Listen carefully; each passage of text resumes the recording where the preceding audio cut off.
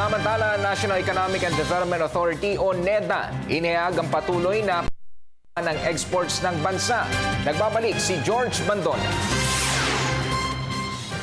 Sa ikatlong sunod na buwan, bumaba ang kinita ng export sector. Ayon sa NEDA, kung kukumpara sa June 2014 nakita na $5.5 billion, pumalo lamang sa $5.3 billion ang kinita ng export o pagbaba ng 3.3%. Ipinapakita lamang ng datos ayon sa NEDA ang mababang demand sa abroad ng mga produktong galing sa Pilipinas.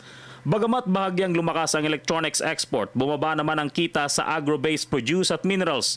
Naapektuhan daw ng mabagal na ekonomiya sa major trading partners ng Pilipinas ang ating export. Sa mga bansa sa Asia, tanging ang Vietnam at China ang nagpakita ng positibong pag-angat sa kanilang export.